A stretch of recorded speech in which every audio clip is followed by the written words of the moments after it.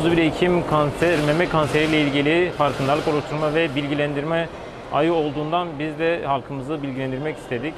Meme kanseri neden önemli? Meme kanseri kadınlarda çok sık görülen, çok yaygın görülen bir kanser türü ve bunun yaklaşık olarak her 8 kadından birinde hayatın bir döneminde meme kanseri görülebilmektedir. Bunun sevindirici yanı ise bu hastalığın çaresinin, tedavisinin olması mümkün. Yeter ki erken teşhis koyalım. Bu noktada hastalarımıza, insanımıza yapması gereken nedir? Erken teşhis yapmamız için 18 yaşını doldurmuş her kadının evde kendi kendine ayda bir muayene yapmasını tavsiye ediyoruz.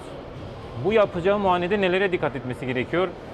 Meme dokusunun cildinde bir renk değişimi, morarma, bir yara, eline gelebilecek bir sert kitle ve koltuk altı da dahil bu bölgelerde eline sert dokuların gelmesi, meme başında çökme vesaire gibi bulgular olduğunda genel cerrahi polikliniğine başvurmalarını öneriyoruz.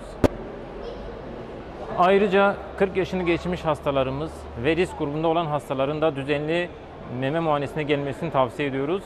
Burada risk grubu dediğimiz kişiler bu tanımlamada annesinde, kız kardeşinde, teyzesinde, anneannesi gibi yakın ailesinde, akrabalarında meme kanseri olan hastalar, sigara içenler, herhangi bir sebepten dolayı rahim ameliyatı olmuş hastalar, rahim ve tüplerinin alınmış olan hastalar, herhangi bir jinekolojik hastalıktan dolayı hormon kullanan hastalar, bunlar risk grubundaki özellikli hastalar. Bunlarda normal insanlara, normal diğer kadınlara oranla meme kanseri görme riski daha yüksektir.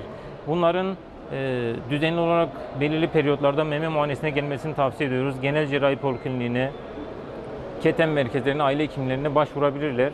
Yılda bir, 2 yılda bir olmak üzere. Bu hastalarımızın bir de önemli olan bir nokta da toplumumuzda meme dokusu göğüs diye tarif edildiği için yanlışlıkla göğüs hastalıkları uzmanına, göğüs hastalıkları polikliniğine sıra alan hastalarımız oluyor. Meme kanseriyle ilgili, meme muayenesiyle ilgili gerekli tetkikleri genel cerrahi uzmanı yapmaktadır.